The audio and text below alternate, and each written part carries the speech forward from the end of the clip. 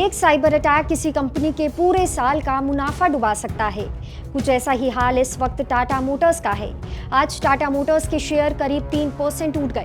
वजह उसकी British company Jaguar land rover यानी JLR पर हुआ बड़ा साइबर अटैक। इस हमले से कंपनी को लगभग 2,08,000 करोड़ रुपए का नुकसान हो सकता है।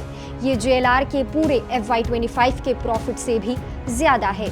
ये साइबर अटैक 2 सितंबर को हुआ था और इसके बाद से JLR का प्रोडक्शन ठप है। रिपोर्ट्स के अकॉर्डिंग कंपनी अब अपनी फैक्ट्रीज को 1 अक्टूबर तक बंद रखेगी और इसके बाद प्रोडक्शन धीरे धीरे हिस्सों में रीस्टार्ट होगा, एकदम से पूरी कैपेसिटी पर नहीं। JLR के 3 UK प्लांट्स सॉलीहल, हेलवुड और वोल्वरहैम्पटन, जहां रोजाना करीब 1,000 कारें बनाई जाती थी, वो हफ्तों से बंद पड़े हैं। इस वजह से कंपनी को हर हफ्ते लगभग 596 करोड़ रुपए का नुकसान हो रहा है। अब सबसे बड़ी दिक्कत यह है कि JLR ने साइबर इंश्योरेंस नहीं लिया था।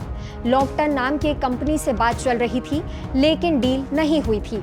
नतीजा ये है कि अब पूरा खर्च JLR को अपनी जेब से उठाना पड़ेगा। इस पर टाटा मोटर्स के ग्रुप CFO PB बालाजी ने कहा है कि अभी ये बताना जल्दबाजी होगा कि नुकसान कितना बड़ा होगा, लेकिन उन्होंने साफ किया है कि कंपनी अपनी वर्किंग कैपिटल पर नजर रख रही है और आने वाले हफ्तों में सारे बकाए भी चुका दिए जाएंगे।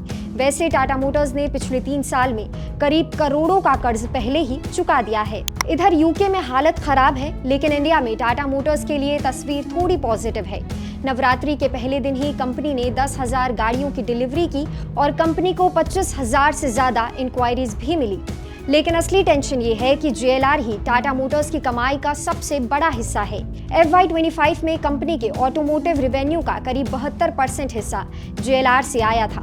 तो ये साइबर अटैक सिर्फ JLR ही नहीं, बल्कि टाटा मोटर्स की ग्लोबल अर्निंग्स और इन्वेस्टर्स पर भी भारी पड़ सकता है। इस पर आपकी क्या राय है, हमें कमेंट सेक्शन में जरूर बताएं और ऐसे ही अपडेट्स के लिए देखते रहें जी बिजनेस।